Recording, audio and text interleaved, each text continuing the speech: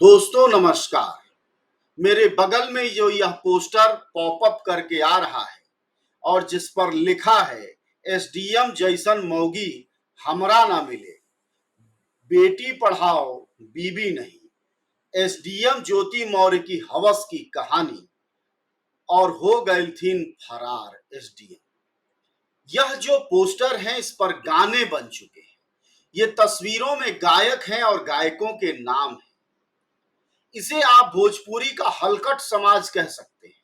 मुंबईया भाषा में सिनेमा में आपने हलकट शब्द बहुत सुना होगा। इनके लिए भोजपुरी में छिछोर एक शब्द है, लेकिन यह कम पड़ता है, इसलिए हलकट एडजेक्ट वर्ड है कि भोजपुरी समाज का यह हलकट तबका है जो कि औरतों पर तरह तरह से कुंठा निकालने के बहाने ढूंढता है, और जब कोई एक कमजोरी पकड़ लेता है उसके बाद तो इसके यहां बहार आ जाती है, ज्ञान की, तर्क की, बुद्धि की, साहित्य की और सबसे बड़ी बात की भोजपुरी में गायन की। लेकिन इस गायन का रिश्ता आरएसएस से कैसे है यह मैं आपको आगे बताऊंगा। आपको लगेगा हर बात में आरएसएस कैसे आ जाती है, तो दरअसल आरएसएस कोई संगठन तो है नहीं। जैसे आरएसएस एक सामाजिक संस्था है और हिंदू एक जीवन पद्धति है, वैसे ही आरएसएस हमारे आपके आसपास इस कदर रच बस गई है कि वह उसका असर आपको हर जगह देखना होगा, तभी आप छांट पाएंगे कि गलतियां हो कहां से रही। मैं इसका रिश्ता यूं जोड़ता हूं कि ये जो हलकटों की भाषा है कि एसडीएम जैसन मौगी हमरा न मिले और हो गईली फरार और एसडीएम निकल ली छिनार, असल में ये वो लॉजिक है जिस लॉजिक पर आरएसएस के मुखिया मोहन भागवत चलते। बस शब्दों का हेर फेर होता है। बिहार, झारखंड और पूर्वी उत्तर प्रदेश के सुने जाने वाले ये गाने ये उस समाज की तरफ इशारा कर रहे हैं जहां लड़कियां देश में सबसे ज्यादा तेज गति से आगे बढ़ रही हैं। अखबारों में छपी हुई खबरें बताती हैं कि बिहार और झारखंड में लड़कियों की जो भागीदारी है वह इतनी तेज है कि वह राज्य के दूसरे पैमाने पर ठीक नहीं बैठती। बिहार, झारखंड और पूर्वी उत्तर प्रदेश विकास के मामले में, पोषण के मामले में, शिक्षा के मामले में, स्वास्थ्य के मामले में आपको देश के सबसे पायदान में नीचे वाले राज्यों में दिखेगा, लेकिन लड़कियों की पढ़ाई और उनकी नौकरी में वह टक्कर लेता हुआ विकसित राज्यों से या उन राज्यों से दिखाई देगा जहां दूसरे पायदान के आसपास वह नहीं है। असल में कंट्रडिक्शन यही है और यही आरएसएस आती है। ये जो हलकटों की भाषा है, इसी भाषा का विचार तो आरएसएस का भी है। आरएसएस भी मानती है कि औरतों के शरीर कमजोर होते हैं और उन्हें सुबह की शाखाओं में व्यायाम नहीं करना चाहिए। आरएसएस ये कहती है कि सामाजिक रूप से सहकार के साथ परिवार चलता है जिसमें पति नौकरी करता है और पत्नी घर संभालती है। आरएसएस इससे आगे बढ़ता है और वो कहता है कि अगर ऐसा नहीं है तो समाज विखंडित हो जाता है। और इस बारे में आरएसएस का कोई छुपा छुपाई बात नहीं है। आप गूगल कर लें या थोड़ा इतिहास देख लें या इनके जो सरसंघ चालक हैं या इनके प्रचारक हैं उनकी कहीं इंटरव्यू देख लें, आपको यह लॉजिक मिल जाएगा और इससे कोई आरएसएस को इनकार नहीं है। और जो इनकार नहीं है वही भाषा जब जनता के उस न्यूनतम स्तर तक पहुंचती है जहां की असली वोटर इस देश का बसता है, तो वो इसी रूप में उसको उद्गार व्यक्त करता है।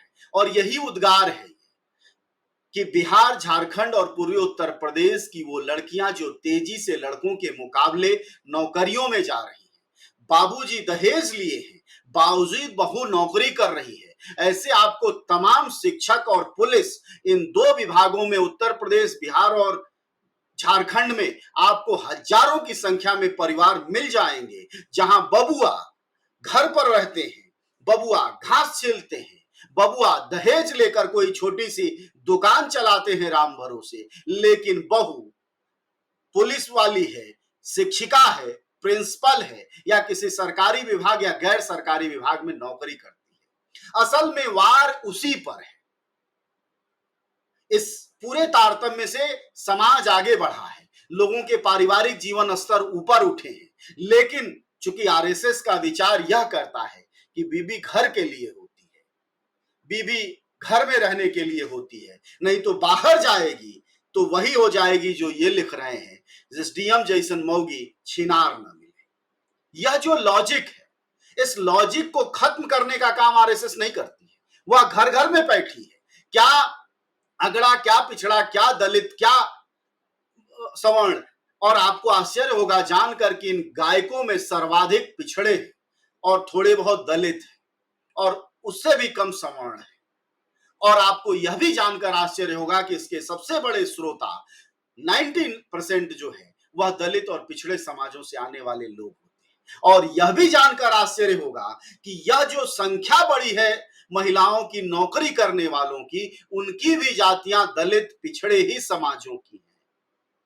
और वहीं सबसे ज्यादा पिछले 20 सालों में अगर बैठा है तो वहीं आरएसएस बैठा है। तो ये जो छिनार की भाषा है और जो वह सरसंघ चालक की सभ्यता वाली भाषा है कि न वो चाहता है कि औरत बराबरी में रहे, न ये चाहते हैं औरत बराबरी में रहे। इसीलिए दोस्तों मैं कहता हूं कि यह हलकटों की जो भाषा है, यह जो औरतों को पीछे रखना है, जो औरतों को घर का सामान बनाना है, जो यह विचार है आरएसएस का, इसी विचार को ये भोजपुरी के गरीब समाज में, मैथिली और मगही के गरीब समाजों में और आदिवासियों के बीच ये हलकट ले जा रहे हैं।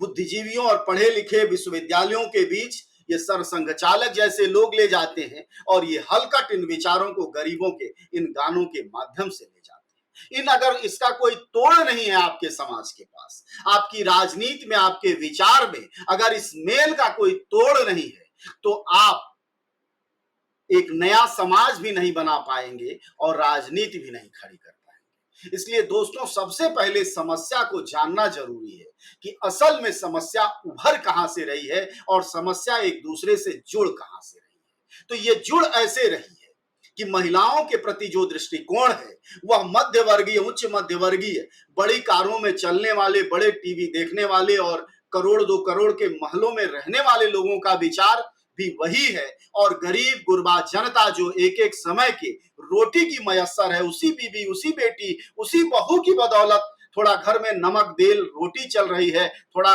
2 कप चाय दूध वाला मिल जा रहा है, लेकिन वही लड़की अब आंखों में गड़ने लगी है। इस रिश्ते को अगर राजनीति आपकी नहीं समझती है तो आप यकीन करिए कि भारत में राजनीति कर पाने का स्पेस आप खोज नहीं पाएंगे। इसलिए जरूरी है इसको तोड़ना।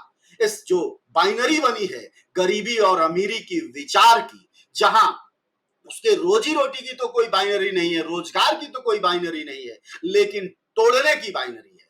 पहले हिंदू मुसलमान, फिर दलित पिछड़ा, फिर सवर्ण अवर्ण और अब पुरुष और मर्द को तोड़ने की प्रक्रिया में आरएसएस की भागीदारी अगर आप इस लॉजिक से समझ पाए तो मुझे लगता है कि एक नए भारत के निर्माण में यह जो अंकुश है इसको आप सब तोड़ भी पाएंगे। सुनने के लिए शुक्रिया, आप सबका धन्यवाद।